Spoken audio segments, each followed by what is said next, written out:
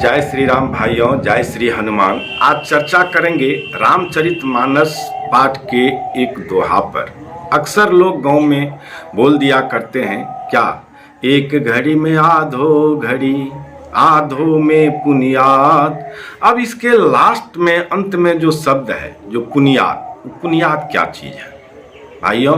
अक्सर आप पूजा पाठ नहीं कर रहे हैं तो लोग कहेंगे जय पूजा नहीं करते हैं, पाठ नहीं करते हैं, भगवान का नाम नहीं लेते हैं। और जब लेने लगिए तो अक्सर लोग कहेगा कि जितना ज़्यादा पूजा मत करो, 2 घंटा 3 घंटा क्यों करते हो, 1 घंटा क्यों करते हो, 1.5 घंटा क्यों करते हो। कहते हैं जो कम करो, मतलब क्यों? इसका मतलब है जो आपके पूजे से उस व्यक्ति को लग रहा है जो ये पूजा पाठ करके हो सकता है, या उनके अब पता नहीं उनका सोच क्या है, ये तो मैं नहीं बता सकता हूँ, ये परमपिता परमेश्वर ही जाने, श्री राम भगवान जाने। तो उनका कहना रहता है जो पूजा पाठ कम करो, और वही लोग कहते हैं जो एक घड़ी में आधो घड़ी, आधो में पुनियाद। आज इस पुनियाद पे चर्चा करेंगे, बने रहिएगा वीडियो में अंत तक। और यदि आप पहली बार चैनल पर विजिट किए हैं तो कृपया करके चैनल को सब्सक्राइब अवश्य कर लें और बेल आइकन को प्रेस करके ऑल पर सेट कर लें, ताकि इसी प्रकार की ज्ञानवर्धक प्रसंग आप तक नोटिफिकेशन के द्वारा पहुंच सके। भाइयों, बात सही है कि रामचरितमानस में यह लिखा हुआ है कि एक घड़ी में आधो घड़ी, आधो में पुनियाद। वह पुनियाद क्या है? पुनियाद शब्द आया कहाँ से? चलिए इस पर चर्चा करते हैं, ध्यान से सुनिएगा। जय श्री राम। तो पुनियाद संस्कृत शब्द में पुनः पुनः से पुनियाद आया है। पुनः शब्द संस्कृत का है और वहां से पुनियाद आया है। तो पुनियाद का मतलब क्या होता है? पुनर्याद। एक तरह से कहिए तो पुनियाद का अर्थ होता है पुनर्याद। यदि आपको पुनर्याद आता रहे, प्रभु बार बार याद, प्रभु का बार बार चिंतन, प्रभु का बार बार नाम लेना, प्रभु की चर्चा बार बार करना, प्रभु की प्रसंग को बार बार सुनना को पुनियाद कहते हैं। यदि आप प्रभु के बार बार चर्चा करते हैं, प्रभु का नाम बार बार उच्चारण करते हैं, प्रभु का नाम जाप करते हैं, तो उसको पुनियाद कहते हैं। क्योंकि वही व्यक्ति जो बार बार चर्चा कर रहा है, बार बार प्रभु का प्रसंग खोल रहा है, बार बार प्रभु का नाम ले रहा है और बार बार प्रभु के नामों का जाप कर रहा है, वह व्यक्ति यदि एक घड़ी में आधो घड़ी, आधो में पुनियाद, वह यदि एक घड़ी भी पूजा करता है, आधा घड़ी भी पूजा करता है, तो उसका वह होता है पुनियाद, या वह आपको नाम जाप पाठ करने वाले व्यक्ति का। अब दूसरे तरह से यदि इसको हम लें तो दूसरे तरह साधना करने वाले आदमी को, जो साधना करते हैं, यदि आप साधना करते होंगे तो साधना करने के लिए भाई, तो यह तो बात सही है जो हमारे पिताजी कहते थे, रात्रि के तीसरे पहर में एक दौलत ऐसी चलती है, जो जागता है वो पाता है, जो सोता है वो रोता है। रात्रि के तीसरे पहर, तीसरा पहर कब से चालू होता है? 3 बजे से। तो 3 बजे से संभव नहीं है हम लोगों को, सामान्य मानव है हम लोग, तो सामान्य मानव कम से कम 4 बजे तो उठ सकते हैं। आजकल तो 4 भी बजे यदि आप उठ रहे हैं तो काफी टाइम मिल जाता है, 2 घंटे टाइम मिल जाता है साधना करने की।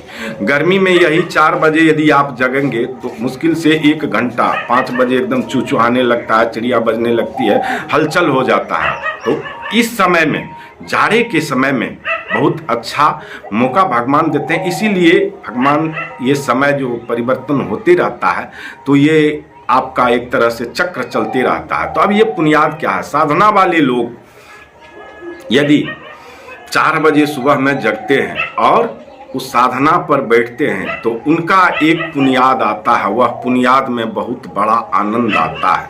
वह पुनियाद है, उसको झटका लगता है, सो जाता है नींद में। वह नींद जो पूरी चेतना को, जागृत अवस्था में आप कहाँ चले गए, कहाँ से आ गए, कुछ पता नहीं चलता है। और उनको लगता है जो मैं तो साधना पे था, मैं साधना कर रहा था, सो कब गया। और मुश्किल से वह पुनियाद रहता है उनका, मुश्किल से 5 सेकंड 10 सेकंड, 5 सेकंड यदि आ गया, 10 सेकंड यदि आ गया तो समझिए पिछले जन्म के 1 सेकंड में 5 वर्षों के पाप करते हैं उस पुनियाद में, उसको कहते हैं पुनियाद। यदि आपको 1 सेकंड का वो पुनियाद आ गया, वो आंख साधना पर सोने का वह नींद आपको आपको प्रभु के द्वार का जो है उस समय में देव द्वार खुला रहता है, और देव द्वार की जब नींद आएगी आपको तो समझिए 1 सेकंड यदि आप उस देव द्वार में सो गए तो आपका पिछले 5 वर्षों का पाप कटता है। 2 सेकंड हो जाएगा तो 10 वर्ष, 3 सेकंड तो सोच लीजिए 15। इसी तरह से अपने गुना करके देख लीजिए, यदि 5 मिनट हो गया तो समझिए 25 वर्ष पिछले जन्म का मेरा पाप कट गया। तो वह होता है पुनियाद। पुनियाद को समझने के लिए, पुनियाद समझ पाना, बड़े बड़े मुनि महात्मा को आते हैं पुनियाद, जो इस रास्ते पर चलते हैं उसको आता है पुनियाद। अक्सर आपको देखिएगा मुनि महात्मा जो पूजा पाठ नाम जाप करते हैं, वो यदि थोड़ा देर भी प्रभु का चिंतन कर लिए तो उनका होता है पुनियाद। सामान्य मानव जो आजकल बोल देते हैं 1 घड़ी में आधो घड़ी, आधो में पुनियाद, नहीं, हम लोगों को पुनियाद आ जाए असंभव।